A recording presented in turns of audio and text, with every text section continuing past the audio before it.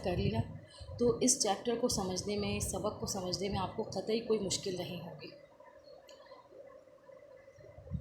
ये तमाम अल्फाज मायने हैं, मुश्किल ज़रूर हैं, बहुत सारे लफ्ज़ हैं जो समझ में ना आता हो। कमेंट्स में आप मुझसे पूछ सकते हैं। ख़ुद भी इसको पढ़िए और लोगों को भी इसको सेंड कीजिए, शेयर कीजिए, ताकि जो भी तलबात इस मुश्किल का शिकार हैं उनकी मुश्किल आसान हो जाए। ठीक है जी। लेकिन सबसे पहले आपको इसके लाजमी वर्ड्स मीनिंग अपने सबक पर लिखने होंगे, तो ही आप इस चैप्टर को आसानी के साथ पढ़ सकते हैं। मैं कहूँगी क्योंकि ये थोड़े खुश्क चैप्टर हैं। खुश्क से मुराद इसमें कोई स्टोरी नहीं है, ये कहना चाहिए मज़मून निगारी के अंदाज़ में ये चैप्टर लिखे गए हैं। सबसे पहले चैप्टर के जो मुसन्निफ़ हैं वो मौलाना शिबली नोमानी हैं। मौलाना शिबली नोमानी को शम्सुल उलमा का ख़िताब मिला था। शम्सुल उलमा का ख़िताब क्या होता है? आलिमों का सूरज, शम्स माने सूरज होता है। फिर इन्होंने अपने नाम के आगे आप देख रहे हैं नोमानी लगाया हुआ है। नोमानी का मतलब कि इमाम आज़म अबू हनीफ़ा नुमान बिन साबित की अक़ीदत की वजह से इन्होंने अपने नाम के आगे नुमानी लगाया है। ये तमाम चीज़ें बताने का मकसद ये है कि जब आपके पास फिल इन द ब्लैंक्स या फिर आपके जो चूज़ द बेस्ट आंसर्स आते हैं करने के लिए, जो अब शायद 20 हो चुके, तो उसमें इस तरह की छोटी छोटी बातें पूछी जाती हैं जो आपको मालूम होने चाहिए कि इनके वालिद का नाम क्या था। शेख हबीबुल्लाह, अज़ीमगढ़ में पैदा हुए थे आप। इसी तरह ये भी कि इनकी बहुत ज़्यादा ये काबिल थे जिसकी वजह से लियाक़त अली ख़ान ने अरबी का उस्ताद रखा। फिर यहाँ पर इन्होंने किताबें लिखना शुरू करी, तसनीफ़ी होता है, किताबें लिखना शुरू करी। इससे तुर्की, रूम और शाम के लाइब्रेरियाँ देखने का मौका मिला। बहुत सारी किताबें लिखी। सबसे बेहतरीन किताब इनकी अख़लाक़ नबवी है, यानी कि सीरतुन नबी, जो कि बाद में इनके शागिर्द ने मुकम्मल करी। अख़लाक़ नबी सल्लल्लाहु अलैहि वसल्लम में हज़रत ख़दीजा, जो कि नबी करीम सल्लल्लाहु अलैहि वसल्लम की ज़ौजियत यानी बीवी के तौर पर तकरीबन 25 साल उनके साथ रही थी। जब नबी पर वही का आगाज़ हुआ तो आप घबरा जाते थे, डर जाते थे। सबसे पहली वही के बाद तो आप घर में दाखिल हुए, पसीने से भरे हुए थे और पूरी मुँह तक आपने चादर ओढ़ ली थी। तो हज़रत ख़दीजा ही थी जो आपको तसल्ली दिया करती थी कि खुदा की कसम, खुदा आपको कभी गमगीन नहीं कर सकता, क्योंकि आप गरीबों का साथ देते हैं, उनके साथ सिला रहमी करते हैं, मकरूज़ कर्ज़दारों का क़र्ज़ उतार देते हैं, गरीबों की अनाथ करते हैं, मेहमानों की ज़ियाफ़त करते हैं। तो कैसे ऐसे लोगों के साथ अल्लाह ऐसा क्यों कर सकता है? फिर हज़रत आयशा रज़ी अल्लाह ताला अन्हा के बारे में इसमें बयान किया गया कि नबी ने कभी अपनी ज़ात के लिए, जैसे किसी ने मुझे गाली दी तो मैं भी पलट के गाली दूँ, किसी ने मुझे मारा मैं भी मारूँ, तो लेकिन नबी ने कभी अपनी ज़ात के लिए कभी ऐसा कभी नहीं किया कि अपने ज़ाती बदले किसी से ली हों, किसी नौकर से, किसी लौंडी, किसी औरत, किसी जानवर के साथ। आज तक उन्होंने ऐसा नहीं किया कि अपनी ज़ात के लिए किसी से बदला लिया हो। फिर हज़रत अली रज़ी अल्लाह ताला अन्हा, जिनकी तरबियत उनके बारे में कहा जाता है कि आप छोटे से बच्चे थे जब से आप नबी करीम सल्लल्लाहु अलैहि वसल्लम के ज़ेर तरबियत रहे, यानी कि नबी के साथ बिल्कुल साथ साथ आप होते थे कम अज़ कम 33 बरस तक, आखिर तक, यानी कि जब नबूवत के आगाज़ से 33 बरस तक आप नबी करीम सल्लल्लाहु अलैहि वसल्लम की खिदमत अक़दस में रहे। आपने हज़रत इमाम हुसैन को नबी के अख़लाक़ के बारे में कहा कि आप खंदा जबी थे, नरम खूँ थे, मेहरबान तबीयत के थे, सख्त मिजाज नहीं थे, तंग दिल नहीं थे, कोई बुरा कलमा किसी के लिए कभी नहीं कहा, न तंगगिरी की आपने। बहुत 3 चीज़ें तो आपने अपनी नफ्स से निकाल के बिल्कुल अलहदा कर दी थी, जिसमें तो बहस मुबाहिसा करना, बिला वजह में लोगों की बातों में टांग अड़ाना, या फिर दूसरों के टो में रहना कि वो क्या कर रहा है और ये क्या कर रहा है। आप नबी करीम सल्लल्लाहु अलैहि वसल्लम ने ऐसा कभी नहीं किया। दूसरे के मुँह से अपनी तारीफ़ सुनना भी आपको पसंद नहीं थी। आप बहुत ज़्यादा फ़याज़ थे, नरम दिल थे, लोगों के साथ बहुत ज़्यादा कहना चाहिए मिल के रहना है। जैसे जैसे लोग आपको उससे आशना होते जाते थे, आपसे मोहब्बत करने लगते थे। हिंद बिन अबी हाला भी आप सल्लल्लाहु अलैहि वसल्लम की से नहीं इनकी परवरिश की थी, वो भी आपके बारे में यही तमाम बातें करते थे कि आप बिल्कुल सख्त दिल नहीं थे, छोटी छोटी बातों पर तशक्कुर, यानी कि कोई छोटा सा भी आपके लिए काम कर दे आप उसको उसका एहसान मानते थे, उसको शुक्रिया अदा करते थे। जरीर बिन अब्दुल्ला रज़ी अल्लाह ताला अन्हा के बारे में कहा जाता है कि जब भी नबी उनको देखा करते थे तो मुस्कुराया करते थे। वो कहते हैं आज तक कभी ऐसा ना हुआ कि मैं नबी की खिदमत में हाजिर हुआ हूँ और वो मुझे देखकर मुस्कुराए ना हो, यानी आप उनका चेहरा हंसता मुस्कुराता चेहरा था, लेकिन उनको देखकर आप ज़्यादा मुस्कुराया करते थे। मामूल था कि जब भी कोई मिलने आता आप खुद सलाम करते, मुसाफा करते। कोई शख्स झुक कर आप सल्लल्लाहु अलैहि वसल्लम के कान में कोई बात कहता तो आप उसकी तरफ पूरा रुख कर लेते, यानी उसकी तरफ मुतवज्जो हो जाया करते थे, यानी अहमियत देना, सामने वाले को बहुत ज़्यादा अहमियत दिया करते थे। साद बिन अबी अबादा रज़ी अल्लाह ताला अन्हा से मिलने गए तो वापसी पर उन्होंने अपने बेटे कैस से कहा कि इनका हज़रत सल्लल्लाहु अलैहि वसल्लम के हम रखाब जाएँ, यानी उनके साथ जाएँ और उनको तुम यानी कि ऊँट पर उनको छोड़ दें। लेकिन आपने कहा भाई तुम भी ऊँट पर बैठो, नबी करीम सल्लल्लाहु अलैहि वसल्लम ने कैस से कहा तुम भी ऊँट पर बैठो। उन्होंने कहा नहीं मैं नहीं बैठ सकता, ये तो आपकी बेअदबी होगी। तो फिर नबी ने कहा कैसा करोगे, ऊँट लो और अपने घर वापस चले जाओ। यानी कोई छोटे बड़े की वो नहीं थी कि आप भी उसी तरह चाहते थे कि लोग जिस तरह मैं हूँ उसी तरह वो भी चलेगा, जब मैं थक सकता हूँ तो वो भी थक सकता है। एक दफ़ा नज्जाशी के यहाँ से एक सिफारत आई तो आपने ख़ुद उसकी खिदमत करी, ये नहीं कहा कि भाई साहबा कराम ये शख्स आया कि आप लोग खिदमत कर दें। यानी ये चीज़ में आपको कोई शर्म नहीं थी कि आप खिदमत पे सबसे आगे मौजूद खुद खिदमत क्या करते थे। अदबान बिन मालिक रज़ी अल्लाह तआला जो असाब बदर में थे, उनकी बिनाई चली गई थी। तो वो एक दिन नबी करीम सल्लल्लाहु अलैहि वसल्लम के पास तशरीफ़ लेकर कहा कि भाई जब बारिश होती है तो मेरे लिए मस्जिद जाना बड़ा मुश्किल हो जाता है, तो आप सल्लल्लाहु अलैहि वसल्लम बता दें मैं अपने घर में एक सजदागाह बना लूँ। नबी ने कहा बिल्कुल बना लीजिए। उन्होंने कहा कि एक एहसान होगा आपका कि उस सजदागाह में आकर आप एक दफ़ा 2 रकात नमाज़ पढ़ लें। तो एक दिन आप गए हज़रत अबू बकर के साथ, जब भी आपको वक्त मिला आप वहाँ पहुँचे और आपने वहाँ पर 2 रकात नमाज़ अदा करी। इस तरह उन्होंने अपने घर के अंदर एक सजदागाह को बना ली। अबू शेब रज़ी अल्लाह तआला ने एक अंसारी थे, इनका ग़ुलाम बाज़ार में गोश्त की दुकान रखता था। एक दिन हज़रत अक़दस में आए, सल्लल्लाहु अलैहि वसल्लम के हल्के में तशरीफ़ फरमा थे। चेहरे से भूख के आसार नुमाया थे, यानी भूख का अज़वता। वो अपने घर गए, उन्होंने कहा कि भाई अपने ग़ुलाम से कि 5 आदमियों का खाना तैयार करो। ग़ुलाम ने तैयार करा। उसके बाद आपने नबी से आकर कहा कि आप 5 आदमियों का हमरा वहाँ आ जाएँ।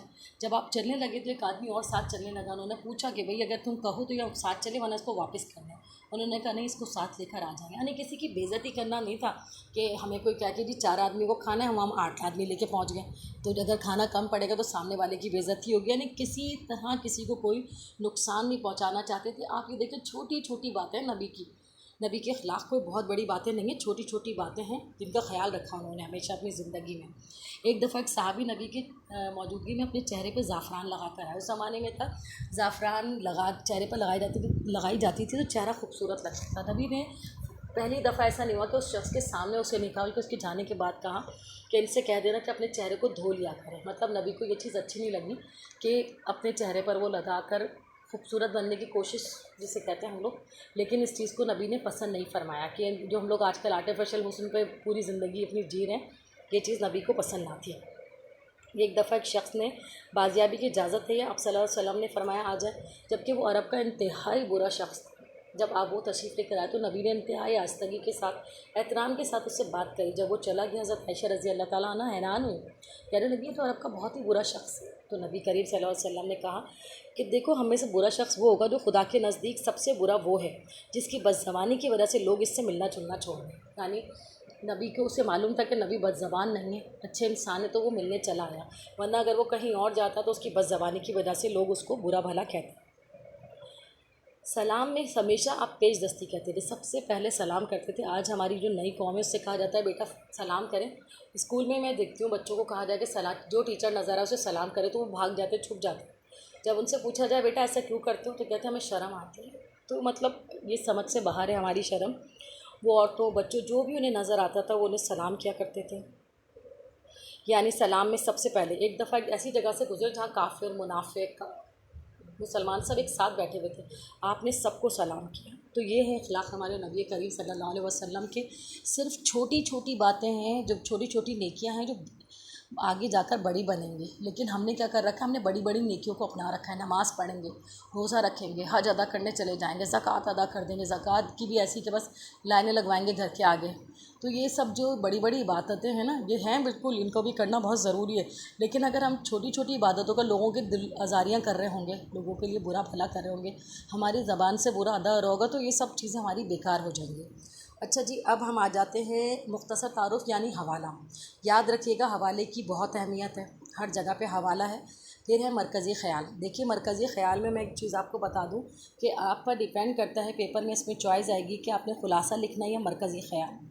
तो आप मरकज़ी ख़याल अगर आपको, क्योंकि बाज़ वक़्त में अक्सर औक़ात ऐसा होता है क्योंकि मरकज़ी ख़याल छोटा लिखना होता है तो उसमें मुश्किल अल्फाज का इस्तेमाल ज़्यादा होता है, और खुलासा क्योंकि बड़ा लिखना होता है तो उसके अंदर जो है आसान अल्फाजों का इस्तेमाल किया जाता है। जैसा आपको अच्छा लगे। याद रखिएगा पेपर बहुत लेंदी होता है, बहुत लंबा होता है। मुझे कॉपियाँ चेक करते हुए इस चीज़ का अंदाज़ा हुआ कि बच्चे इतना ज़्यादा उन्होंने खुलासा इतना लंबा कर दिया या किसी मज़मून को इतना लंबा लिखा कि कुछ चीज़ें उनकी छूट गई। तो ज़रा जब पेपर देने बैठे ना आप लोग तो इस चीज़ का ख्याल रखा करें कि भाई मरकज़ी ख़्याल को मरकज़ी ख़्याल ही रहने दें और ख़ुलासे को ख़ुलासा रखें। मज़मून लिख रहे हैं तो बस मज़मून ही की तरह लिखें, बहुत तवील किसी चीज़ को मत करें। देखिए अगर किसी चीज़ के 5 नंबर है तो 5 में से 5 ही मिलेंगे ना, 5 में से आपको 15 तो मिल नहीं सकते। लिहाजा छोटी छोटी बातों का ख़्याल रखें, मरकज़ी ख़्याल का वो देखिए। उसके बाद आ जाते हैं हम जुमलों की तशरीह, ये भी बहुत अहम है। आपके चैप्टर में से कुछ भी उठाकर आपको दे दिया जाएगा, सही है, कोई भी लाइन उठा के दी जाएगी और कहा जाएगा कि जनाब इसको पहचानिए कि इसका मुसन्निफ़ कौन है और उसके सबक का नाम क्या है। ये लाजमी है, याद रखिएगा कि जो भी चेकर है उस पर ये डिपेंड करता है, उस पर ये लाजिम है कि अगर बच्चे ने मुसन्निफ़ का नाम गलत लिखा है, सबक का नाम गलत लिखा है, तशरीह चाहे कितनी भी सही क्यों ना हो, तो वो चाहे तो पूरे नंबर ना दे, बिल्कुल ज़ीरो दे सकता है। बिल्कुल ज़ीरो इस बात पे आपको मिल सकते हैं कि जब इसने पहचाना ही सही नहीं है तो ये क्या लिखना है, ठीक है। लिहाजा बिल्कुल सोच समझ के काम कीजिएगा। यहाँ पर आपको नज़र आ रहे हैं तमाम उम्महातुल मोमिनीन हज़रत आयशा से बढ़कर किसी ने आप सल्लल्लाहु अलैहि वसल्लम के औसाफ तफसील से नहीं बयान किए हैं। तो ये लाइन थी, उसका पूरी तशरीह की गई है, ठीक है। इसी तरह दूसरी लाइन अगर आपको देखा जाए, अगर ताना आप सल्लल्लाहु अलैहि वसल्लम को देखता तो मरगूब हो जाए। ये तमाम चीज़ें आपको नज़र आ रही होंगी स्क्रीन पर, आप लोग इन तमाम को देखिए। इसके अलावा एक और चीज़ हमारे पास आ रही है, वो है नसर पारों की तशरीह। नसर पारे का मतलब होता है कि आप ही के उसी चैप्टर में से कोई छोटा सा पैराग्राफ उठाकर आपको दे दिया जाएगा। जो पैराग्राफ आपने पहचानना है कि किस चैप्टर से लिया गया है, किस सबक का है और इसके मुसन्निफ़ का नाम क्या है, इसके लिखने वाला कौन था। फिर इसकी तशरीह थोड़ी तवील कीजिएगा, ज़रा बड़ी कीजिएगा। 2 लफ्ज़ों में नहीं, आप जुमलों की तशरीह छोटी सी भी लिख सकते हैं। बस मकसद ये होता है कि आपकी समझ में कितना आया, सामने वालों चेकर को ये समझ में आना चाहिए कि ये इस बच्चे ने समझा या नहीं समझा। मैं फिर बता रही हूँ, बोर्ड में अगर 10 कॉपियाँ चेक होने के लिए आती हैं, 2 से 3 बच्चे उसमें फ़ेल थे उर्दू में। ये पिछले 2 साल से तो यही हो रहा है कि ये नई बुक के बाद बच्चे बड़ी तादाद में उर्दू में फ़ेल हो जाते हैं। उर्दू अगर आपकी अच्छी हो जाएगी तो आपके जो हैं परसेंटेज में काफ़ी फ़र्क पड़ता है, बहुत अच्छा फ़र्क पड़ता है आपकी परसेंटेज में। इसके बाद हम आ जाते हैं सवाल जवाब की तरफ। पूरी बुक में देखिए सवाल जवाब तो बहुत सारे हैं, लेकिन पेपर में सिर्फ 6 आते हैं। उसमें से कोई 3 करने होते हैं। 6 नंबर का ये सवाल होता है। कुछ लोगों को मैंने देखा है कि जब सवाल का जवाब लिख रहे हैं तो इतनी ज़्यादा डिटेल लिख देते हैं कि भाई और चीज़ों को भी तो वक्त देना है। तो लिहाजा जितना सवाल उतना जवाब लिखा करें, ठीक है जी। इन तमाम चीज़ों को समझने की कोशिश करें। सवालात को देखिए, अगर आपने चैप्टर अच्छे से ख़ुद रीड करें ना, ख़ुद आपकी रीडिंग अच्छी है और आपने चैप्टर पढ़ लिया है, आपकी समझ में भी आया है, तो फिर आप सवाल जवाब कर सकते हैं। पेपरों से पहले ही अगर आप अच्छे तरीके से अपने इन तमाम चैप्टर्स को पढ़ लें, सवाल जवाब को भी ज़रा गौर से पढ़ लीजिए। मैं नहीं समझती कि याद करना पड़ेगा, क्योंकि इतना मुश्किल नहीं है, कोई इतनी मुश्किल चीज़ नहीं है। जैसा कि तलबात के फ़ोन आते हैं कि बहुत मुश्किल है, ये बहुत मुश्किल है, तो जी नहीं, आपकी तवज्जो की ज़रूरत है। अगर आप तवज्जो देंगे तो आप कर लेंगे। उसके बाद है दुरुस्त जवाब पर निशान लगाएंगे। इस तरह के सवालात जो हैं, ये जो मतलब कहना चाहिए चूज़ द बेस्ट आंसर जो हैं, ये तो आपके पेपर में भी आते हैं, ठीक है।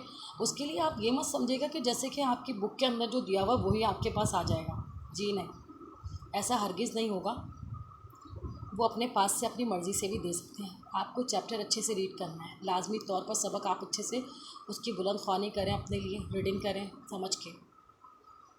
हज़रत खदीजा रज़ी अल्लाह ताला अन्हा की खिदमत में कितनी मतलब ज़ौजियत में कितने अरसे तक रही, कितने साल आपकी बीवी रही, तो 25 साल आपकी बीवी रही थी। इखलाक़ नबी सल्लल्लाहु अलैहि वसल्लम बढ़कर मजमूई तौर पर जज्बा पैदा होता है। किस चीज़ का जज्बा पैदा होता है? आला इखलाक़ का जज्बा पैदा होता है। जरैर बिन अब्दुल्ला रज़ी अल्लाह ताला अन्हु को देखकर आप सल्लल्लाहु अलैहि वसल्लम मुस्कुरा दिया करते थे। किस वजह से? मोहब्बत की वजह से, मोहब्बत थी उनसे। साद बिन नबी अब्दा रज़ी अल्लाह ताला अन्हु के साहबजादे का नाम क्या था? कैस था। मुसाफ़ा करने का मतलब क्या होता है? हाथ मिलाना होता है। पता है बाज़ वक़्त तो मैं देखती छोटी छोटी बातों का ना बच्चों ने गलत जवाब लिखा हुआ होता है चूज़ द बेस्ट आंसर्स में।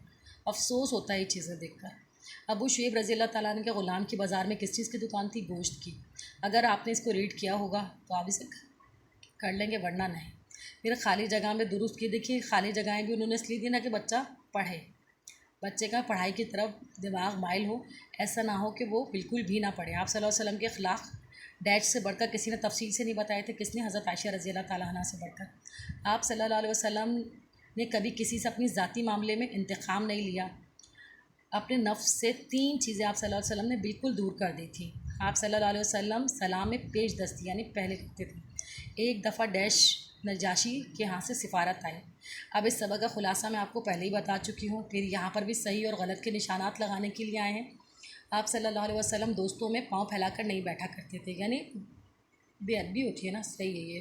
आप सल्लल्लाहु अलैहि वसल्लम के मुंह से अपनी तारीफ़ सुनना पसंद नहीं करते थे, ये भी सही है। हज़रत इमाम हुसैन ने हज़रत अली रज़ी अल्लाह ताला अन्हु से हज़रत सल्लल्लाहु अलैहि वसल्लम के अखलाक़ के बारे में पूछा? नहीं, गलत। आप सल्लल्लाहु अलैहि वसल्लम का मामूल था कि किसी से मिलने के वक्त पहले ख़ुद सलाम करते थे, सही। एक साहब खुशबू लगाकर आप सल्लल्लाहु अलैहि वसल्लम की खिदमत में हाज़िर हुए। खुशबू लगाकर था यानी कि वही ज़ाफ़रान खुशबू भी होती है उसमें ना, बिल्कुल ऐसा हुआ था। ये तमाम चीज़ें अगर आप लोग समझ लेंगे कोई मसला नहीं होगा। ख़ुद भी इससे इस्तिफ़ादा हासिल करें और दूसरे बच्चों को भी इसको शेयर करें, इसे सब्सक्राइब करें, ताकि आप सब लोगों को इससे बेतहाशा फ़ायदा हो। लॉकडाउन की वजह से बच्चे बहुत ज़्यादा तालीम में पीछे चले गए। तो पहले ही बहुत सारे मसाइल थे तालीम के, और अब ये और ज़्यादा मसले पैदा हो चुके हैं क्योंकि लॉकडाउन की वजह से बिल्कुल तालीमी अमल ख़त्म हो चुका था। मेरी ख्वाहिश है कि आप लोग ज़्यादा से ज़्यादा इसको पढ़ें और ज़्यादा से ज़्यादा इसको शेयर करें। अच्छा जी, अल्लाह हाफ़िज़।